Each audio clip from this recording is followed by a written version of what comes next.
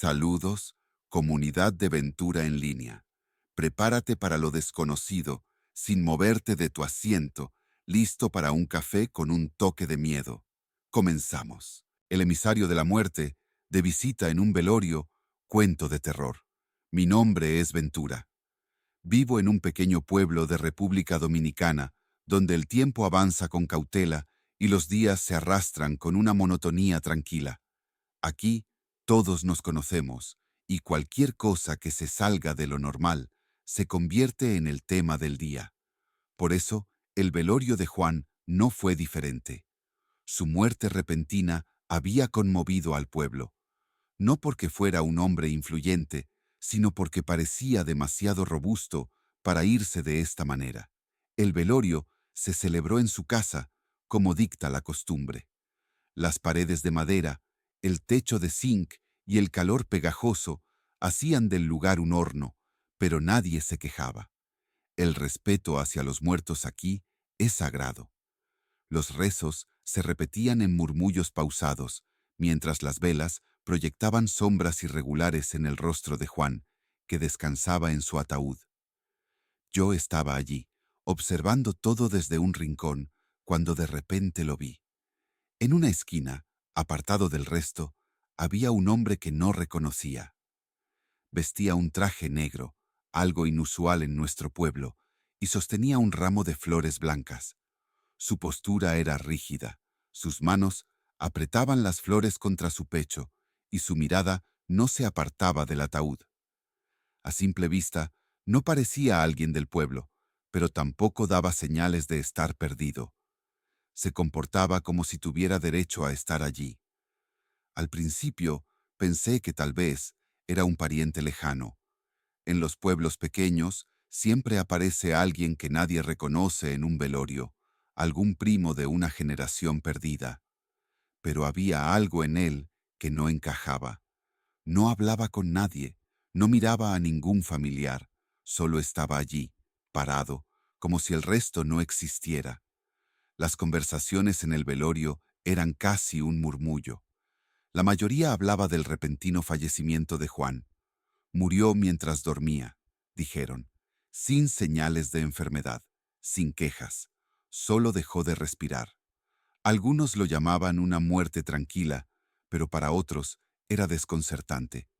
Mientras escuchaba estas historias, no podía dejar de observar al extraño.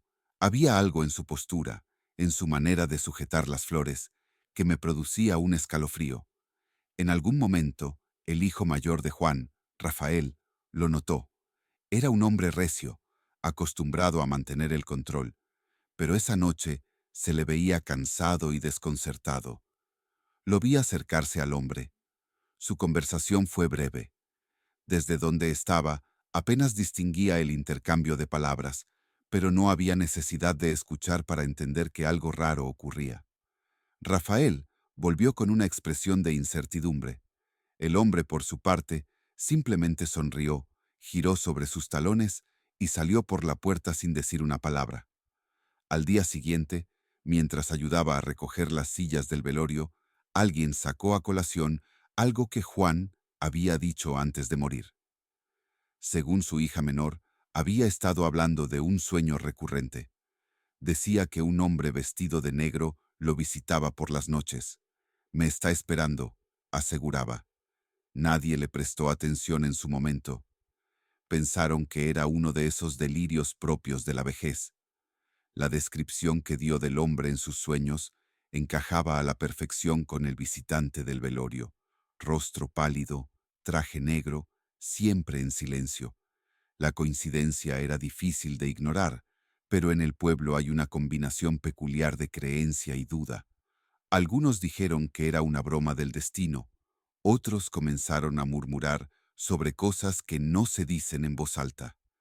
Más tarde, una vecina, doña Maritza, añadió otra pieza al rompecabezas.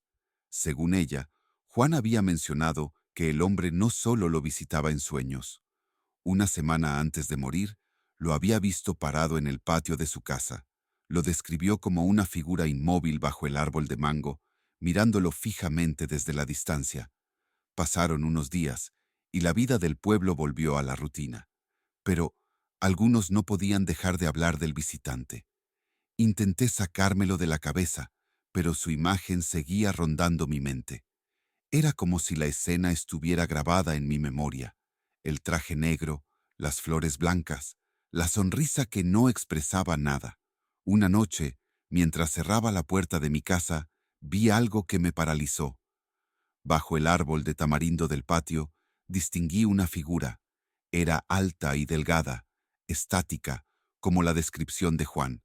El miedo me impidió moverme. Intenté persuadirme de que todo estaba en mi mente, pero mis ojos seguían viéndolo allí. Cuando finalmente reuní el valor para acercarme, la figura ya no estaba. Esa noche no pude dormir. Cada sonido de la madera o susurro del viento me hacía saltar. Sentía como si algo invisible estuviera observándome. Pensé en hablar con alguien al día siguiente, pero el miedo al ridículo me frenó. En un pueblo tan pequeño, las historias crecen como la maleza, y no quería convertirme en el centro de los chismes. Los días pasaron, pero el recuerdo de la figura no se desvaneció. A veces, mientras trabajaba o caminaba por las calles del pueblo, sentía una presencia, como si alguien me estuviera siguiendo. Al principio, pensé que eran alucinaciones, pero la sensación era demasiado intensa para ignorarla. Una tarde, mientras charlaba con doña Maritza, ella mencionó algo preocupante. Había encontrado flores blancas marchitadas bajo el árbol de mango en su patio, el mismo árbol donde el difunto Juan decía haber visto al hombre. Maritza lo tomó como una señal de mal augurio, pero yo solo podía pensar en el visitante del velorio. Con el tiempo, el pueblo dejó de hablar de Juan y del hombre del velorio, pero yo nunca pude olvidarlo. Cada vez que cerraba los ojos, veía su figura estática, su traje negro, su sonrisa vacía. Había algo profundamente perturbador en él, algo que parecía desafiar la realidad misma, como si fuera el emisario de la muerte. No sé si lo que vi aquella noche bajo el árbol de tamarindo fue real o una invención de mi mente. Pero desde entonces, el mundo me parece un lugar más extraño, un lugar donde lo inexplicable acecha en los rincones más oscuros. Y cada vez que el viento sopla entre los árboles, no puedo evitar sentir que de alguna manera él sigue allí, esperando que la muerte le ordene que venga por mí. Han pasado semanas desde el velorio de Juan, pero en el pueblo, el ambiente parece cargado de un silencio opresivo. Las noches son más frías y el viento arrastra un murmullo constante que nadie puede explicar. No he vuelto a ver al hombre del traje negro, pero su presencia persiste, como una sombra adherida a mi memoria. Esta noche, el cielo está cubierto de nubes oscuras que ocultan la luna. Estoy en la sala de mi casa, rodeado por un silencio que parece más frío de lo habitual. Las velas que uso para iluminar el lugar proyectan sombras que bailan sobre las paredes, deformándose en figuras inquietantes. De repente, escucho un golpe suave en la puerta principal, un toque apenas apreciable, como si alguien estuviera probando si estoy despierto. Mi corazón se acelera. No espero visitas, y menos a esta hora. Dudo por unos momentos, pero finalmente me levanto y camino hacia la puerta. Al abrirla, no hay nadie, solo el viento helado de la noche. Estoy a punto de cerrar cuando noto algo en la oscuridad, un ramo de flores blancas, marchitadas. Mi respiración se detiene por un momento. Las flores son idénticas a las que el hombre llevaba en el velorio de Juan. Recojo el ramo con manos temblorosas y lo llevo adentro. Las flores tienen un olor agrio, como si hubieran estado expuestas a algo más que el paso del tiempo. Las coloco sobre la mesa. De pronto, las velas parpadean y una corriente de aire helado recorre la sala, apagándolas por completo. La oscuridad me envuelve y el silencio se rompe con un sonido que proviene del patio. Pasos lentos, deliberados, sobre la grava. Me quedo inmóvil, incapaz de reaccionar, hasta que escucho una voz baja que pronuncia mi nombre. El corazón se me hiela.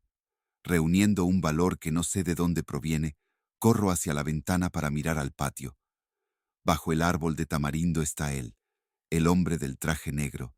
Su figura se distingue claramente a pesar de la oscuridad, como si absorbiera la poca luz que hay. No se mueve, pero su presencia es sofocante. De repente, alza una mano y me señala directamente. Un escalofrío me recorre. Me aparto de la ventana, respirando con dificultad, y corro hacia la puerta trasera, decidido a huir. Pero cuando la abro, me encuentro cara a cara con él. Está allí, a solo unos pasos de distancia, con la misma sonrisa vacía. Las flores blancas vuelven a aparecer en sus manos, frescas, como si nunca hubieran marchitado. ¿Qué quieres de mí?, le grito. El hombre no responde. En cambio, da un paso hacia adelante, y en ese instante, el mundo parece detenerse, y una sensación de frío absoluto se apodera de mí. Cuando recupero la conciencia, estoy en el suelo, solo. Las flores han desaparecido, y el hombre también. Pero en mi pecho siento un peso invisible, que no puedo ignorar. Esto no ha terminado. Su visita no fue un aviso, sino una promesa. Desde esa noche, vivo con la certeza de que el hombre volverá. Cada ruido en la oscuridad, cada sombra fugaz me recuerda que estoy marcado. No sé cuándo, ni cómo, pero siento que su próxima aparición será la última. Y cuando finalmente llegue ese momento, no estoy seguro de que alguien en este mundo pueda protegerme de él.